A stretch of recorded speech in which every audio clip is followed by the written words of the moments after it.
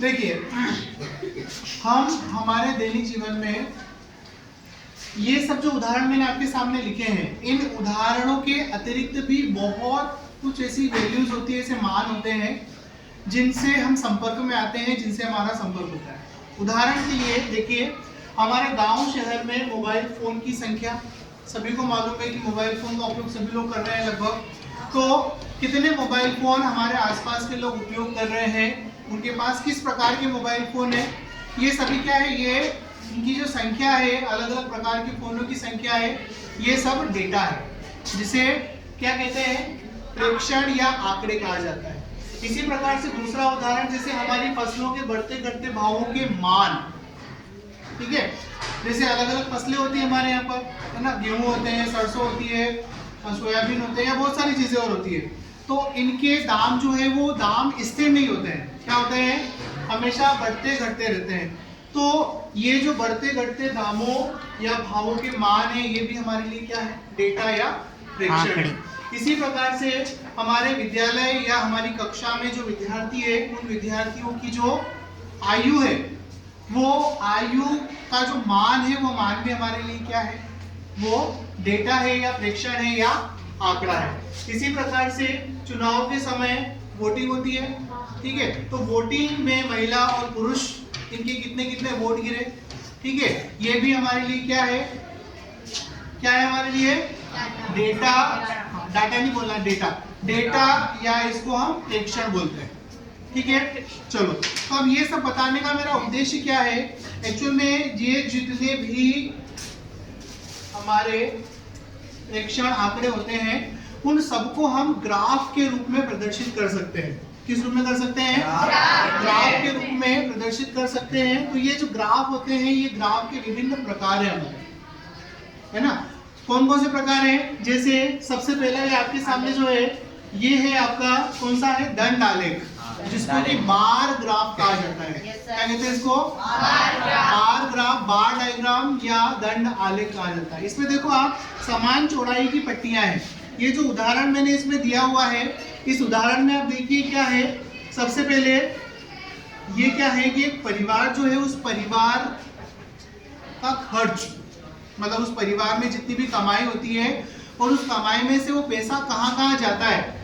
उदाहरण के लिए, जैसे ये जो परिवार है, ये परिवार शिक्षा पर 6,700 रुपए खर्च करता है ना, ये मासिक खर्च है। मासिक खर्च का हमने बार डायग्राम बनाया हुआ है, बार डायग्राम के रूप में उसको बताया गया है। एक अक्ष जो है, उस अक्ष पे हमने क्या लिया है, कहाँ कहाँ खर्चा हो रहा है, और दूसरे अक्ष पे हमने क्या ले रखा है, कितने रुपए में खर्चा हुआ है, ठीक है।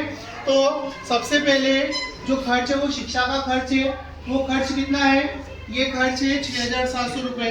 इसी प्रकार से ईंधन, ईंधन मतलब जैसे मोटरसाइकिल अगर उनके घर में है, या कार उनके घर में है, या कोई ट्रैक्टर वगैरह है, या किसी भी प्रकार का वाहन है उनके घर में, या घर में रसोई में खाना बनता है तो गैस खरीदना पड़ता है ना, या बिजली का बिल भरना पड़ता है।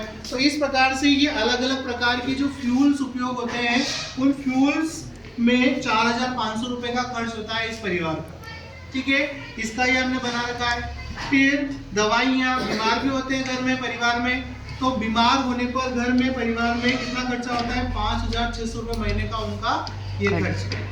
इसी प्रकार से उनको किराया देना पड़ता है, हो सकता है कि किराए के मकान में रहते हो, या कोई भी और किसी भी चीज़ का किराया उनको देना है, तो वो किराए पे 2,400 रुपये उनके खर्च होते हैं।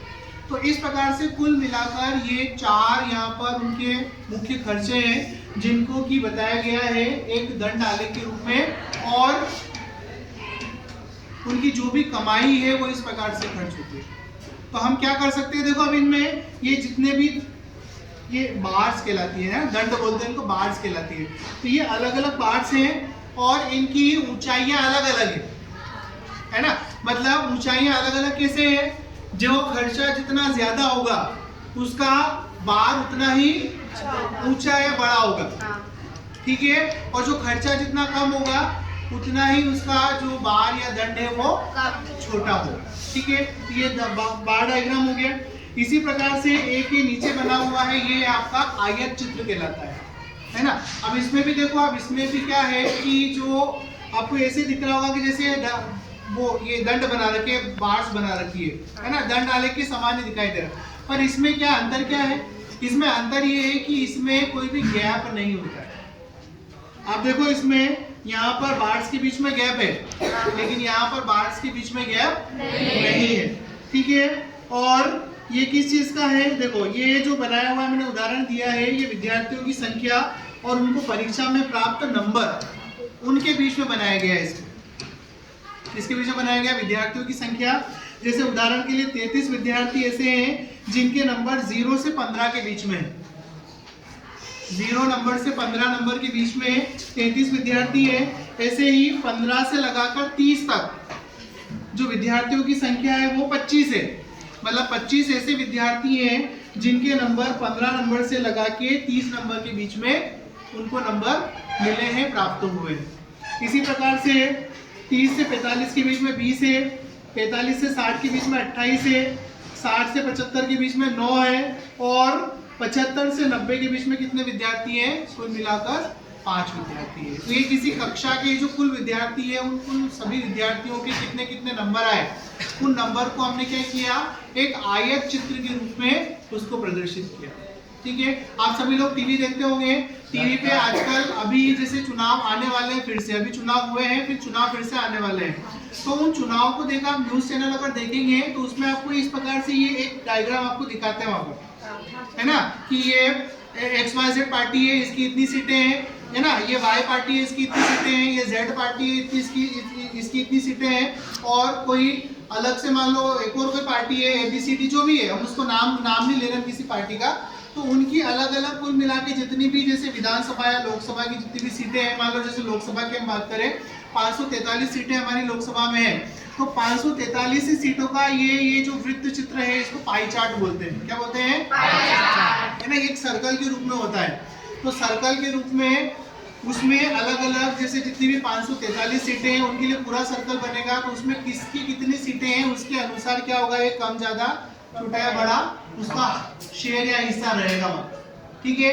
जैसे ये उदाहरण मैंने यहाँ पर जो दिया है वो लोकसभा मतलब उसकी किसी भी पार्टी का या उसका नहीं दिया है, राजनीतिक उदाहरण नहीं है, ये उदाहरण है किसी शहर में मतलब जो लोग हैं, वहाँ की जनसंख्या, जैसे मान लो गरोड ही मान लेते हैं हम, तो गरोड में जो जनसंख्या है उसमें कितना पैसा किसके पास है, इसको उदाहरण के रूप में बताया गया है यहाँ पर पाई चार्ट के रूप में।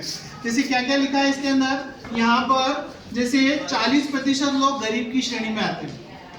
कितने लोग आते हैं? 40% या 40% जो लोग हैं वो किसकी श्रेणी में आते हैं? गरीब की श्रेणी में आते हैं। उसके बाद में 20% जो है वो निर्धन है, मतलब उनके पास कुछ भी नहीं है ना। अगर हम इसको क्रम से चले तो निर्धन सबसे पहले, उसके बाद जो गरीब है वो है 20% निर्धन है, 40% गरीब है, उसके बाद में फिर 30% लोग जो है वो कैसे हैं? सामान्य स्तर के हैं, मतलब उनके पास न तो बहुत कम पैसा है न ही बहुत ज्यादा, मतलब उनका खर्चा अच्छे से वो चला लेते हैं, इस प्रकार के लोग। उसके बाद में आता है आपका जो 6% लोग हैं वो धनी लोग हैं। धनी लोग मतलब जिनके पास क्या है? पैसा है, ठीक है, मतलब अच्छे रिच है वो, है ना, उनके पास अच्छे साधन है, सुविधा है, सब प्रकार की, ऐसे लोग हैं, वो कितने हैं? 6%। और 4% लोग ऐसे हैं जो कि धनी है, मतलब उनके पास पैसा है लेकिन उतना ज्यादा भी नहीं है।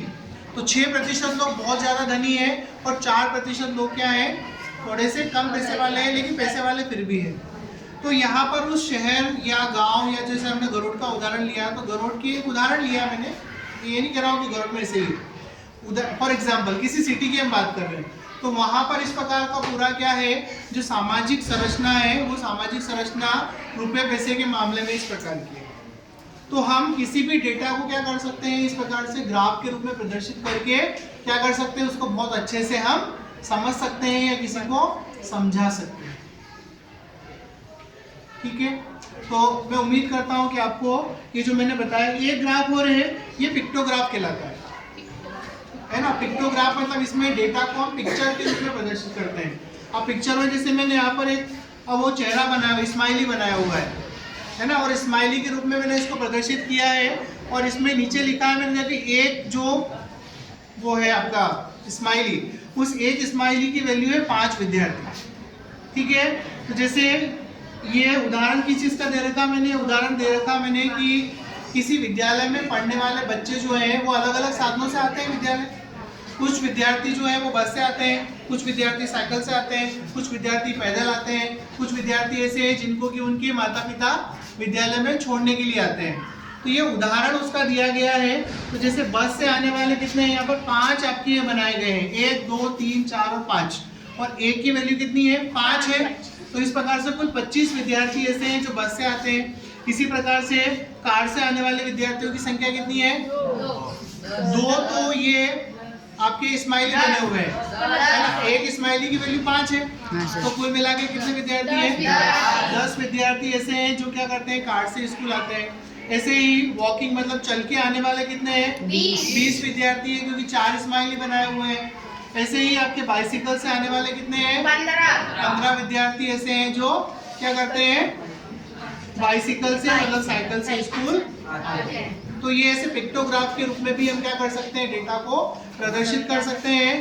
तो आज का आपको ये बताने का मेरा उद्देश्य ये था कि हम किस प्रकार से किसी डेटा को एनालाइज कर सकते हैं, उसका विश्लेषण कर सकते हैं, और उसका विश्लेषण करके हम उसको अच्छे से खुद भी समझ सकते हैं और किसी और को भी समझा सकते हैं। Okay, very good, thank you so much.